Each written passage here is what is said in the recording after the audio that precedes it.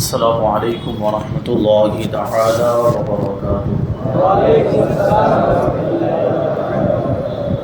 الحمد للہ رب العالمین والعاقبۃ للمتقین والصلاۃ والسلام علی سید الانبیاء والمرسلین وعلی آلہ واصحابہ اجمعین، اما بعد فاعوذ باللہ من الشیطان الرجیم، بسم اللہ الرحمن الرحیم۔ الا تنصروه فقد نصره اللہ اذ اخرجه الذین كفروا ثانی اثنین اذ هما فی الغار اذ یقول لصاحبه لا تحزن ان اللہ معنا فانزل اللہ سکینتہ علیہ۔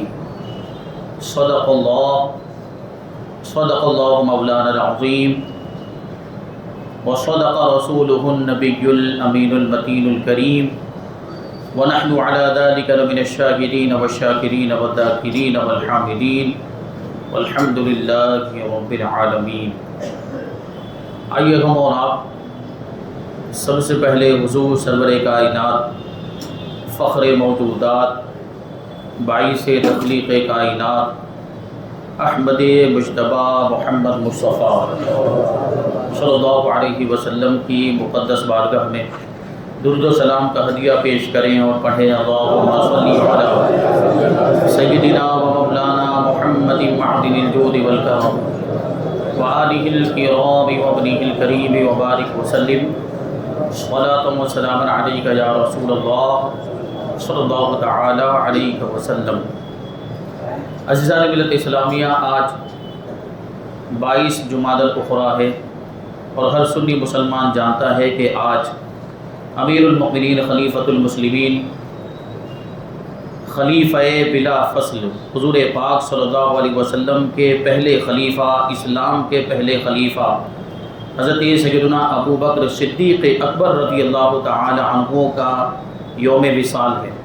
اسی مناسبت سے انشاءاللہ تبارک و تعالی آج ہم سیدنا صدیق اکبر رضی اللہ تعالی عنہ کا تذکرہ کریں گے۔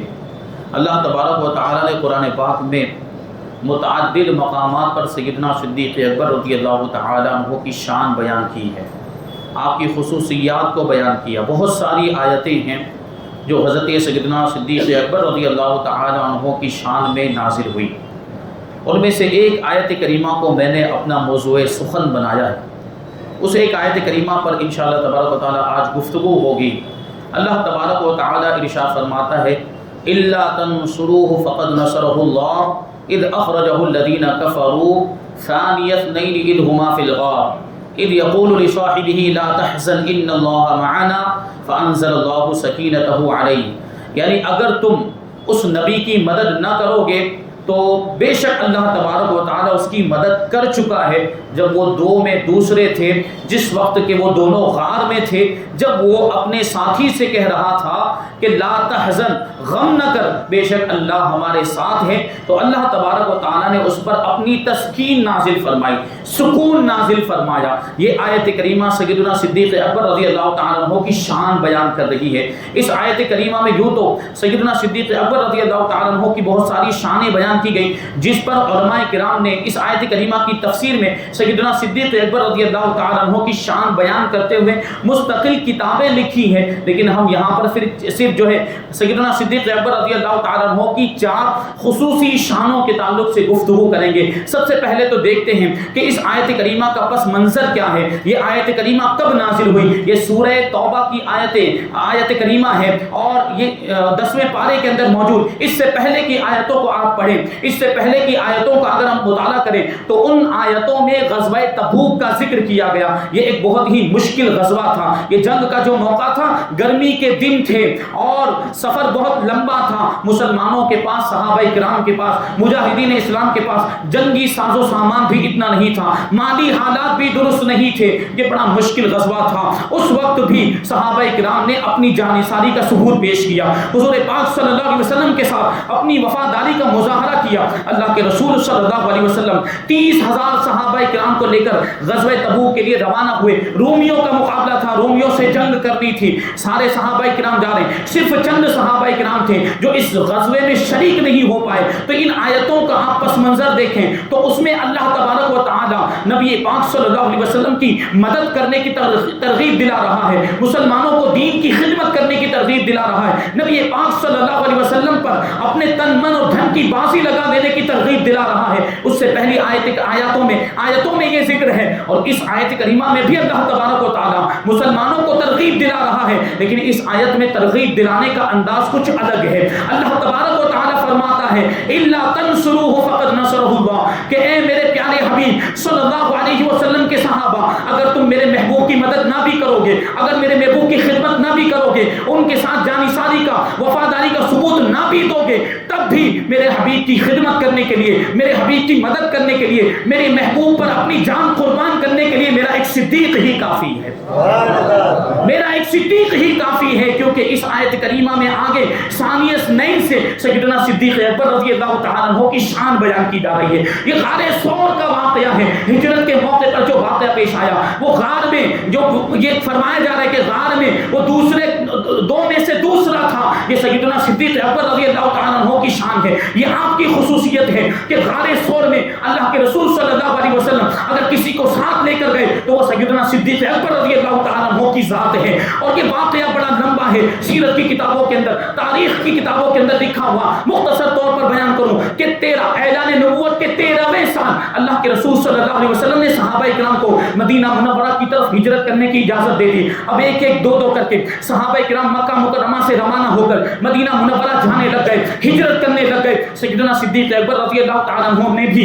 ہجرت کا ارادہ فرمایا، اللہ کے رسول صلی اللہ علیہ وسلم کی بارگاہ میں اجازت طلب کرنے کے لیے حاضر ہوئے۔ دیکھیے سیدنا صدیق اکبر رضی اللہ تعالیٰ عنہ اللہ کے رسول صلی اللہ علیہ وسلم کے کیسے عاشق، اور حضور بھی حضرت صدیق اکبر رضی اللہ تعالیٰ عنہ سے کیسی محبت فرماتے ہیں۔ حضرت سیدنا صدیق اکبر رضی اللہ تعالیٰ عنہ جب اللہ کے رسول صلی اللہ علیہ وسلم کی بارگاہ میں ہجرت کی اجازت طلب کرنے کے لیے حاضر ہوئے تو اللہ کے رسول صلی اللہ علیہ وسلم نے کیا ارشاد فرمایا؟ حضور فرماتے ہیں لا تعجل لعل اللہ ان یجعل لك لعل اللہ یجعل لك صاحبا۔ سیدنا صدیق اکبر سے حضور فرماتے ہیں کہ اے ابو بکر جلدی نہ کرو، یعنی ہجرت کرنے میں جلدی نہ کرو، ممکن ہے کہ اللہ تبارک و تعالیٰ تمہیں ساتھی عطا فرما دے۔ اور سیدنا صدیق اکبر سمجھ گئے کیونکہ مزاج سے واقف تھے کہ کون سے ساتھی کی بات چل رہی ہے، بڑے خوش ہوئے اور اسی خوشی کے عالم میں اپنے گھر تشریف لے گئے اور 2 اونٹنیاں تیار کرنا شروع کر دیا، کیونکہ معلوم تھا، جان گئے تھے کہ وہ دوسرا کوئی اور نہیں بلکہ اللہ کے رسول صلی اللہ علیہ وسلم ہوں گے جو آپ کے سفر کے ساتھی بنیں گے۔ اس لیے 2 اونٹنیاں تیار کی، ایک اپنے لیے اور ایک نبی پاک صلی اللہ علیہ وسلم کے لیے۔ 4 مہینے تک ان اونٹنیوں کو چارہ کھلاتے رہے اور اس دن کے انتظار میں تھے،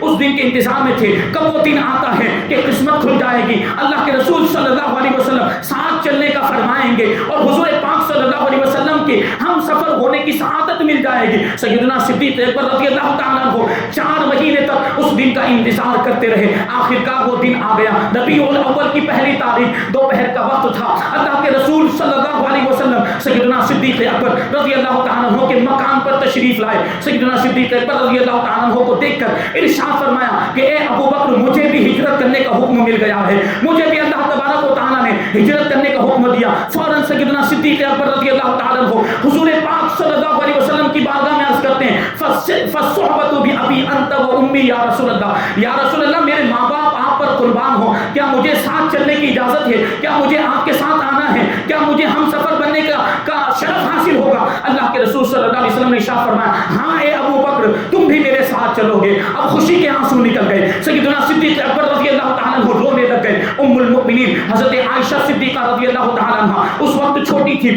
فرماتی ہیں کہ اس وقت تک مجھے پتا نہیں تھا کہ خوشی کے بھی آنسو ہوا کرتے ہیں، لیکن جب میں نے اپنے والد ماجد سیدنا صدیق اکبر رضی اللہ تعالیٰ عنہ کو اس موقع پر روتے ہوئے دیکھا، کیونکہ یہ کوئی غم کا موقع نہیں تھا، یہ تو خوشی کا موقع تھا کہ اللہ کے رسول کے ساتھ سفر کرنے کا شرف حاصل ہو رہا ہے۔ تو حضرت ام المؤمنین فرماتی ہیں اس وقت مجھے پتا چلا کہ رونا صرف غم کا نہیں ہوتا، رونا خوشی کا بھی ہوا کرتا ہے، کیونکہ میرے والد ماجد اس وقت جو رو رہے تھے وہ خوشی کی وجہ سے رو رہے تھے، وہ آنسو خوشی کے آنسو تھے کہ حضور کا ساتھ نصیب ہوگا۔ بہرحال سیدنا صدیق اکبر رضی اللہ تعالیٰ عنہ نے ساتھ سارے انتظامات سفر کے مکمل کر لیے اور اللہ کے رسول صلی اللہ علیہ وسلم نے مولا کائنات علی مرتضیٰ شیر خدا رضی اللہ تعالی عنہ کو اپنے بستر پر لٹا دیا اور ساری امانتیں ان کے سپرد کر دی، مکے والوں کی امانتیں، اور نصیحت فرمائی کہ ان امانتوں کو ان کے مالکوں کے حوالے کر کے تم بھی مدینہ منورہ آ جانا۔ سیدنا مولا کائنات سیدنا مولا کائنات حضرت علی شیر خدا رضی اللہ تعالیٰ عنہ حضور کے بستر پر آرام فرما ہو گئے اور حضور پاک صلی اللہ علیہ وسلم سیدنا صدیق اکبر رضی اللہ تعالیٰ عنہ کو اپنے ساتھ لے کر سفر پر روانہ ہو گئے۔ اب یہ سفر جاری ہے اور یہ سفر کس انداز کا، سیدنا صدیق اکبر رضی اللہ تعالیٰ عنہ کا عشق دیکھیے،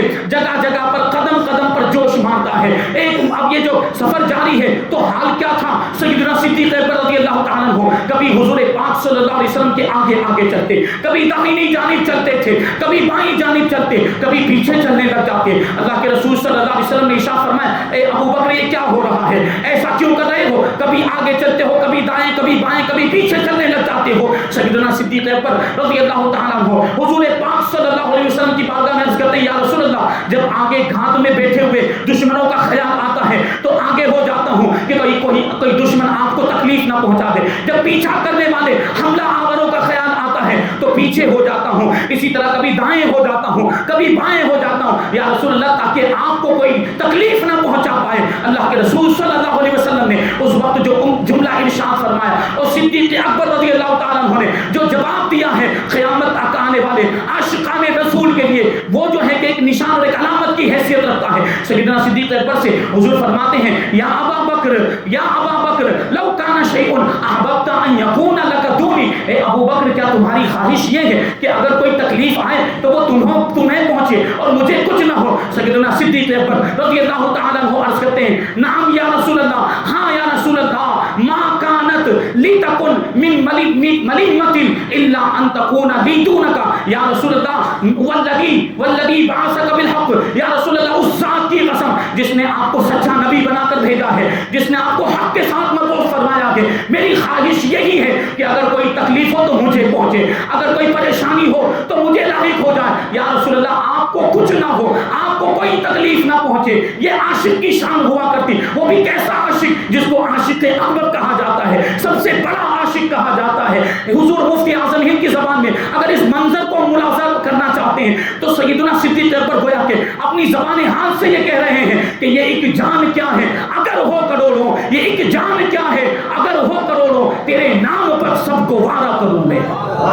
یا رسول اللہ یہ ایک جان کیا، 1000 جانیں بھی اگر مجھے مل جائیں تو وہ ساری جانوں کو آپ کے نام پر قربان کر دوں۔ یہ سیدنا صدیق اکبر رضی اللہ تعالیٰ عنہ کا جذبہ۔ بہرحال سفر کرتے کرتے وہ جبل سور تک پہنچ گئے، وہاں پر اونچائی پر ایک غار بنا ہوا ایک گفا ہے، اسی میں ٹھہرنے کا ارادہ تھا، 3 دن تک قیام فرمانے کا ارادہ تھا۔ اب اس پہاڑ پر چلنا ہے، اوپر جانا ہے، چڑھنا ہے۔ اب وہ پہاڑ کتنا اونچا ہے، جو گئے انہوں نے دیکھا ہوگا۔ سیدنا صدیق اکبر رضی اللہ تعالیٰ عنہ کو خیال آیا کہ اللہ کے رسول صلی اللہ علیہ وسلم اگر پہاڑ پر چڑھیں گے تو آپ کے قدم ناصرین میں ہو سکتا ہے کوئی تکلیف پہنچ جائے، یہ کوئی پتھر چپ جائے، کوئی کنکر چپ جائے۔ حضور پاک صلی اللہ علیہ وسلم کے وہ قدم ناصرین جن کے قدموں کا بوسہ عرش الہی نے لیا ہو، وہ قدم کتنے پاکیزہ، کتنے مقدس اور ان کا کتنا خیال رکھنا چاہیے۔ سیدنا صدیق اکبر رضی اللہ تعالیٰ عنہ نے یہ بھی گوارا نہ کیا کہ اللہ کے رسول صلی اللہ علیہ وسلم خود چل کر اوپر پہاڑ پر چڑھے، اس لیے حضرت ابوبکر صدیق رضی اللہ تعالیٰ عنہ نے حضور پاک صلی اللہ علیہ وسلم کو تکلیف سے بچانے کے لیے اپنے کندھوں پر سوار کر لیا،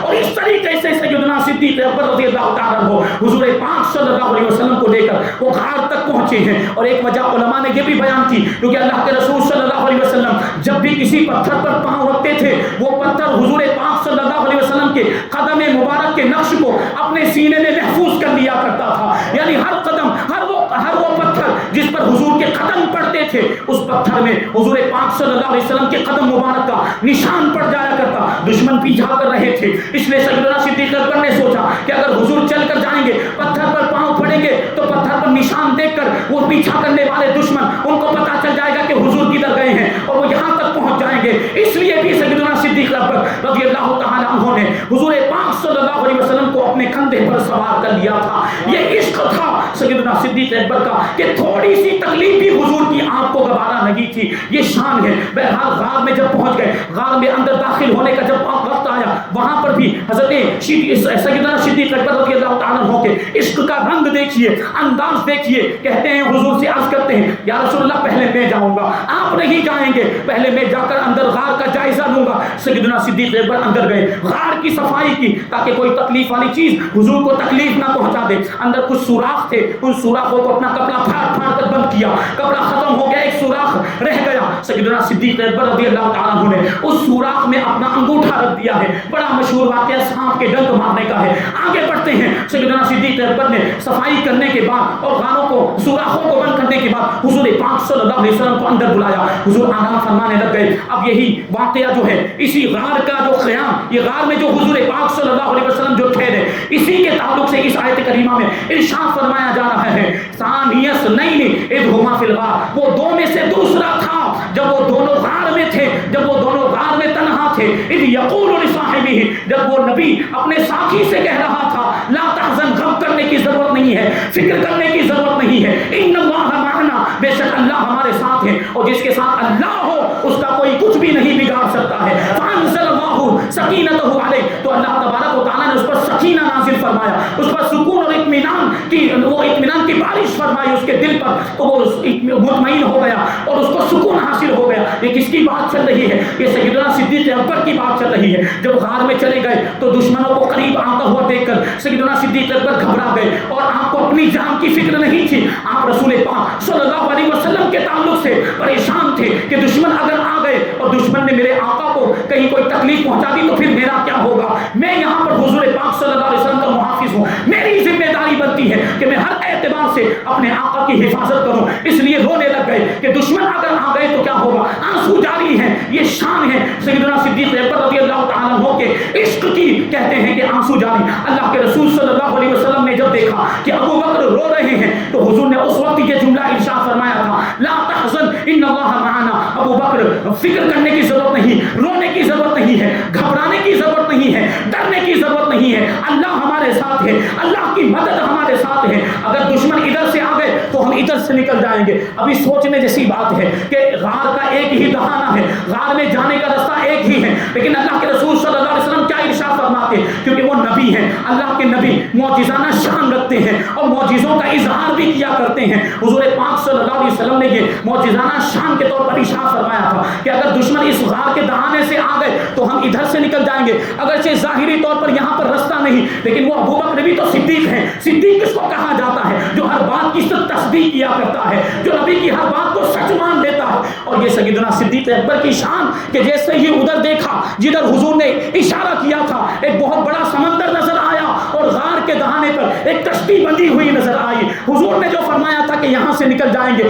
اس کا مطلب یہ تھا کہ اس کشتی پر سوار ہو کر اس سمندر کے راستے سے نکل جائیں گے. حالانکہ ظاہری طور پر وہاں پر کوئی سمندری راستہ نہیں. آج بھی آ کر جا کر دیکھ لیں وہاں پر غار سور, جبل سور کے پیچھے کیا کوئی سمندر ہے؟ کوئی سمندر نہیں, کوئی کشتیوں کا انتظام نہیں. لیکن یہ رسول پاک صلی اللہ علیہ وسلم کا معجزہ تھا کہ سیدنا صدیق اکبر کو وہیں سے سمندر بھی دکھا دیا اور بندھی ہوئی کشتی بھی دکھا دی ہے. تو یہ شان ہے سیدنا صدیق اکبر رضی اللہ تعالیٰ عنہ. یہ غار کا جو واقعہ قرآن پاک کے اندر بیان کیا گیا کہ سیدنا صدیق اکبر رضی اللہ تعالیٰ عنہ کی خصوصیت. اب کیا ہوا؟ اب حضور پاک صلی اللہ علیہ وسلم نے وہاں 3 دن تک قیام کیا. دشمن آئے لیکن دشمن کچھ نہیں بگاڑ پائے. دشمن کو حضور پاک صلی اللہ علیہ وسلم نظر ہی نہیں آئے. واقعہ مشہور کہ کبوتریوں نے انڈے دے دیے تھے, مکڑیوں نے جالے بنا دیے تھے. تو وہاں پر جب دشمن پہنچے تو انہوں نے سوچا کہ اگر حضور یہاں سے گئے ہوتے تو یہ انڈے سلامت نہیں ہوتے, پھوٹ گئے ہوتے, اور یہ جالے بھی جو صحیح سالم انداز میں ہیں اس طرح نہیں ہوتے, یہ بھی ٹوٹ گئے ہوتے. اس کا مطلب یہ ہے کہ اندر حضور نہیں ہے, اندر محمد صلی اللہ علیہ وسلم نہیں. وہاں سے واپس ہو گئے. امام نے اسی منظر کو جو بیان کیا ہے کہ جان ہے, جان کیا نظر آئے, جان ہے, جان کیا نظر آئے کیوں عدو گرد غار پھرتے ہیں. یعنی حضور پاک صلی اللہ علیہ وسلم پوری کائنات کی جان ہے. انسان کی جان نظر نہیں آتی, انسان کی روح نظر نہیں آتی, بلکہ ہر جاندار کی جو جان ہے, ہر جاندار کی روح نظر نہیں آتی. نبی پاک صلی اللہ علیہ وسلم بھی کائنات کی جان ہے, تو یہ جان کیسے نظر آ سکتی؟ دشمن ڈھونڈ رہے ہیں لیکن انہیں نظر ہی نہیں آ رہے. تو فرمایا کیوں عدو گرد غار پھرتے ہیں. یہ شان ہے حضور پاک صلی اللہ علیہ وسلم کی. اللہ نے ایسے حفاظت فرمائی اور حضور پاک صلی اللہ علیہ وسلم نے سیدنا صدیق اکبر رضی اللہ تعالیٰ عنہ کو ایسے تسلی دی. اب اس آیت کریمہ پر غور کرے تو سیدنا صدیق اکبر رضی اللہ تعالیٰ عنہ کا ایک وصف بیان کیا گیا, وہ ہے ثانیس نہیں, یعنی دو میں سے دوسرے. ایک تو پہلے نمبر پر کون ہے؟ اللہ کے رسول صلی اللہ علیہ وسلم, اور دوسرے کون ہیں؟ سیدنا صدیق اکبر رضی اللہ تعالیٰ عنہ. یہ لقب اللہ تبارک و تعالیٰ نے, یہ وصف سیدنا صدیق اکبر کا اس آیت کریمہ میں بیان کیا, اور یہ کتنا مشہور لقب ہے. ایک مرتبہ اللہ کے رسول صلی اللہ علیہ وسلم صحابہ اکرام کے جھرمٹ میں تشریف فرما ہے. حضرت حسان بن ثابت رضی اللہ تعالیٰ عنہ شاعر بارگاہ رسالت, جو حضور کی شان میں قصیدے لکھا کرتے تھے, حضور کی نعتیں لکھا کرتے تھے. اللہ کے رسول صلی اللہ علیہ وسلم نے سیدنا حضرت حسان بن ثابت رضی اللہ تعالیٰ عنہ سے ارشاد فرمایا کہ اے حسان, کیا تم نے ابو بکر کی تعریف میں بھی شعر لکھے ہیں؟ تو حضرت حسان بن ثابت کہتے ہیں ہاں, میں نے ابو بکر کی تعریف میں بھی شعر لکھے ہیں. تو حضور نے کہا کہ پھر سناؤ, ہم بھی سننا چاہتے ہیں. حضرت حسان بن ثابت رضی اللہ تعالیٰ عنہ نے سیدنا صدیق اکبر کی شان میں جو اشعار لکھے تھے اس کا ٹائٹل ہی تھا ثانی اثنین. فرماتے ہیں ثانی اثنین فی الغار المنیف, ثانی اثنین فی الغار المنیف وقد طاف العدو به اذ صعد الجبل, کہ وہ اس غار میں بھی جو برکت والا غار ہے, اس بابرکت غار میں بھی ثانی اثنین تھے, یعنی حضور پاک صلی اللہ علیہ وسلم کے ساتھ ہی تھے. جب دشمن نے غار کا چکر لگایا تھا, جب وہ پہاڑ پر چڑھا تھا, اس وقت بھی اس مبارک غار میں حضور پاک صلی اللہ علیہ وسلم کے ساتھ اگر کوئی تھا وہ سیدنا صدیق اکبر تھے. آگے کہتے ہیں کہ وکانا حب رسول اللہ صلی اللہ علیہ وسلم قد علموا من البریۃ لم يعدل به بدلا, کہ سیدنا صدیق اکبر رضی اللہ تعالیٰ عنہ حضور پاک صلی اللہ علیہ وسلم کے محبوب ہیں. حضور پاک صلی اللہ علیہ وسلم آپ سے محبت فرماتے ہیں اور اس کو سب لوگ جانتے ہیں, اور حضور پاک صلی اللہ علیہ وسلم کی بارگاہ میں سیدنا صدیق اکبر کے برابر کوئی نہیں ہو سکتا. کوئی بھی حضور کی بارگاہ میں سیدنا صدیق اکبر کا ہم پلہ نہیں ہو سکتا ہے. یہ شان ہے. یہ غار میں سیدنا صدیق اکبر کو حضور کے ساتھ رہنے کا موقع ملا, جب صدیق اکبر کے علاوہ حضور کے ساتھ کوئی دوسرا موجود نہیں تھا. یہ صدیق اکبر کی معراج تھی. صوفیاء کرام فرماتے ہیں کہ حضور پاک صلی اللہ علیہ وسلم جس طریقے سے قعبہ قوسین کے مقام پر حاضر ہوئے تھے, بالکل اللہ تبارک و تعالیٰ کی بارگاہ میں پہنچ گئے تھے, اسی طریقے سے سیدنا صدیق اکبر رضی اللہ تعالیٰ عنہ کو یہاں غار ثور میں 3 دن کا موقع ایسا ملا کہ حضور کے ساتھ آپ رہے, تنے تنہا تھے, کوئی نہیں تھا. وہ حضور کی معراج تھی, یہ صدیق کی معراج تھی. تو یہ شان ہوئی یہ ثانی اثنین کا لقب. اس کے بارے میں علماء فرماتے ہیں کہ یہ صرف اس غار کے بارے میں نہیں ہے کہ صرف اس غار میں 2 میں سے دوسرے صدیق اکبر تھے, نہیں, بلکہ آپ سیدنا صدیق اکبر رضی اللہ تعالیٰ عنہ کی پوری زندگی کا جائزہ لیں, پوری سیرت کا مطالعہ کریں تو ہر موقع پر سیدنا صدیق اکبر رضی اللہ تعالیٰ عنہ حضور کے ثانی نظر آتے ہیں. حضور کے بعد سب سے پہلا نمبر سیدنا صدیق اکبر کا ہے امت میں. سیدنا صدیق اکبر کا مقام و مرتبہ اتنا بلند و بالا. اگر ایمان لانے کی بات کریں تو بالغ مردوں میں سب سے پہلے سیدنا صدیق اکبر ایمان لائے.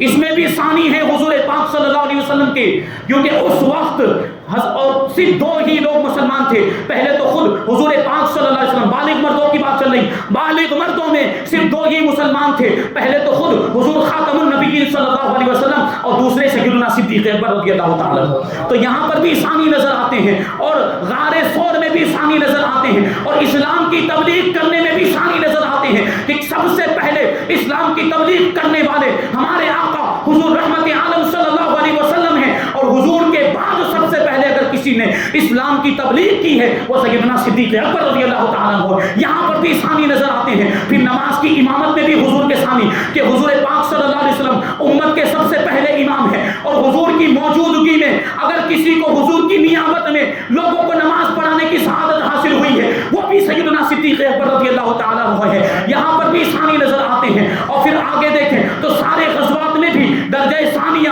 حضرت سیدنا صدیق اکبر کو حاصل ہوا ہے, اور تقویٰ پرہیزگاری میں بھی ثانوی درجہ رکھتے ہیں, کیونکہ سب سے بڑے متقی اور پرہیزگار تو ہمارے آقا حضور رحمت عالم صلی اللہ علیہ وسلم ہیں. اور حضور کے بعد امت میں اگر سب سے بڑا کوئی متقی ہے, سب سے بڑا اگر کوئی پرہیزگار ہے تو وہ سیدنا صدیق اکبر ہے, کیونکہ آپ کو قرآن مجید میں اتقا فرمایا